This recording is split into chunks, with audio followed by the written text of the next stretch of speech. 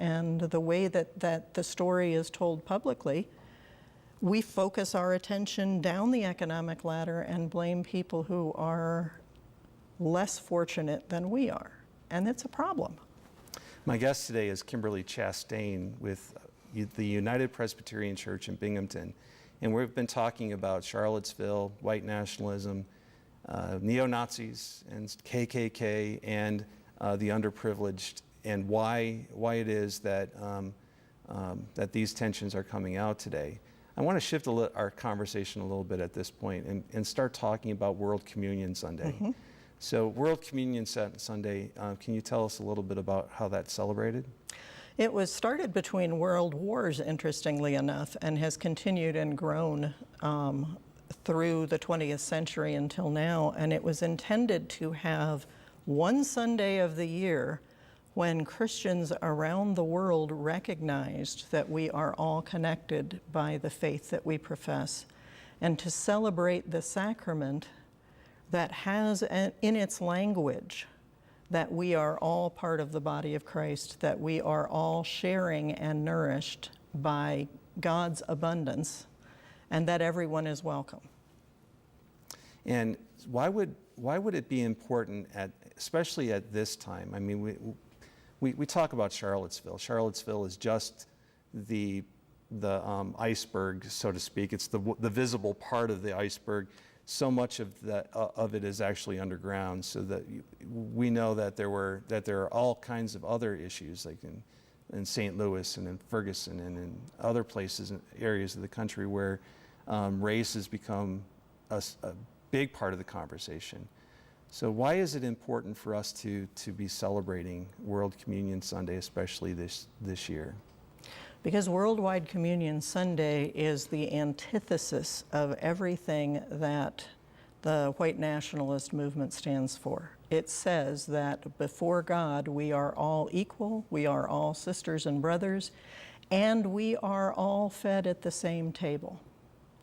It's in our lifetime, Joe, that people still were separated by the water fountains, the public restrooms they could use, whether or not they could be served at the same counter.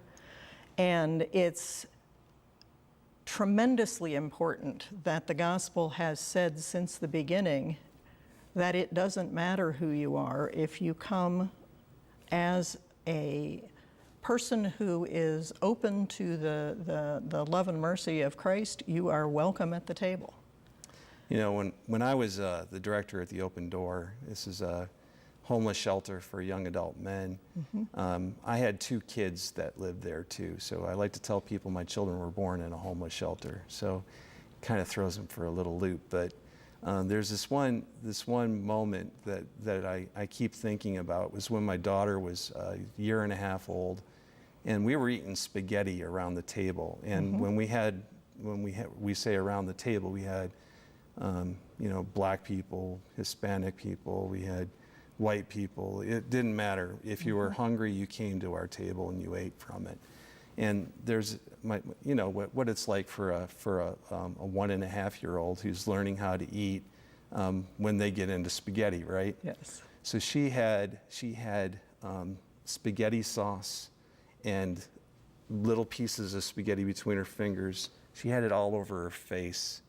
And the guy who was sitting next to her was John.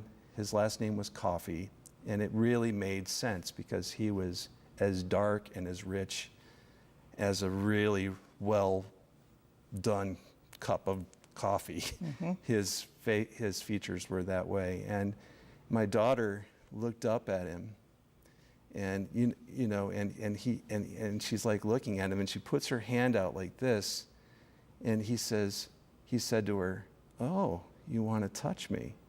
And so he like leans in to this little girl who's covered in spaghetti sauce, and he lets her put her hand on his face and feel his face. Mm. And that moment for me captures what World Communion Sunday is meant to do. It's to remind us that we all sit around the common table, mm-hmm. eating a common food. We share a common humanity and a common hunger. and even more so than that, we need a common mercy and grace that comes from that table, Yeah.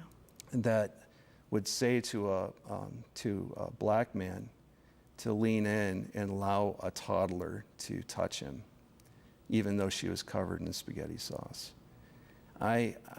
For me, that's an amazing gift that World Communion Sunday specifically can offer to the world. So, how are you going to celebrate it on Sunday? We're going to have some fun. We're going to be.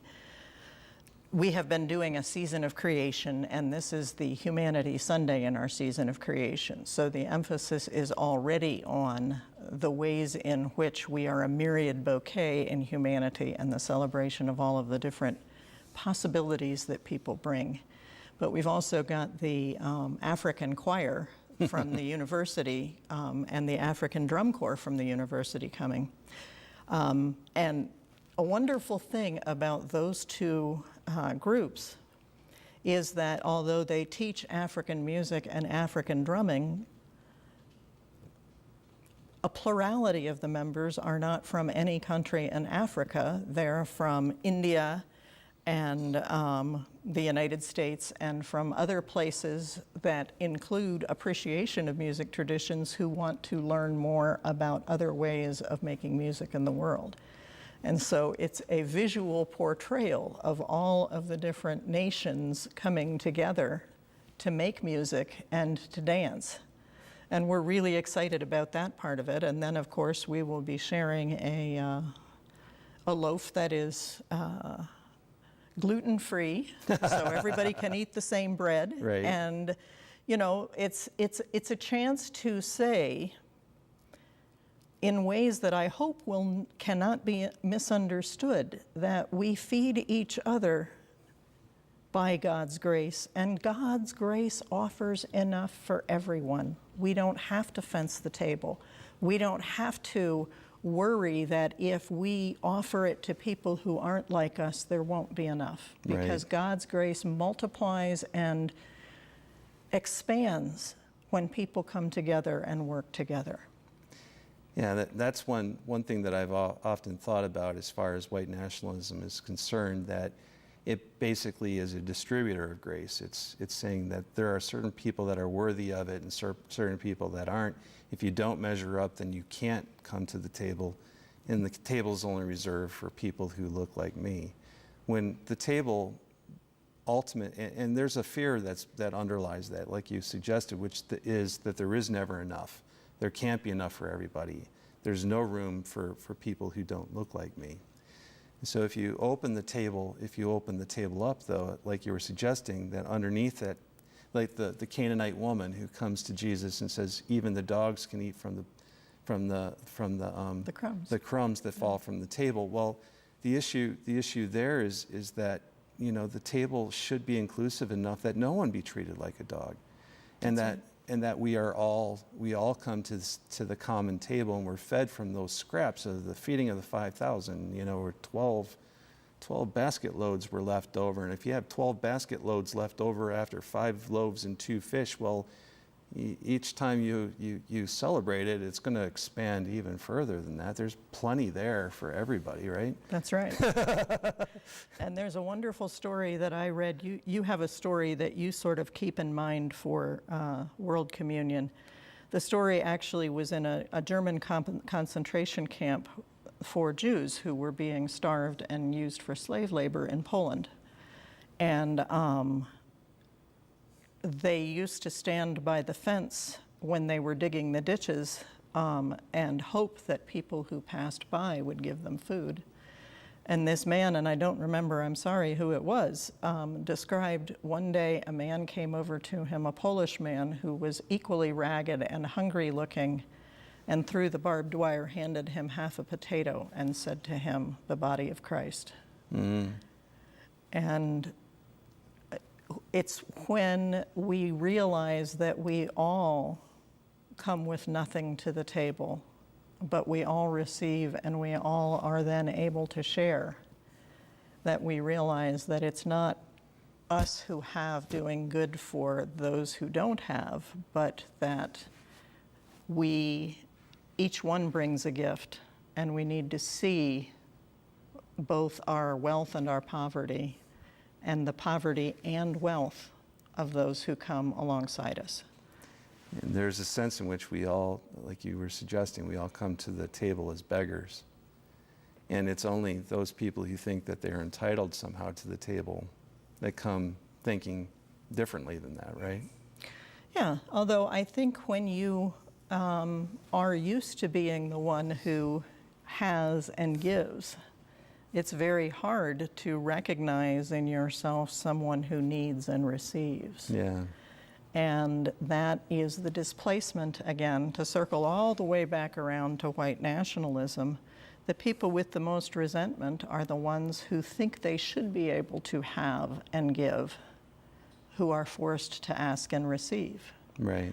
And if we can change the narrative to say, we all share and all are richer for it, maybe we have a chance to overturn the notion that some should be in certain positions and others belong in other positions.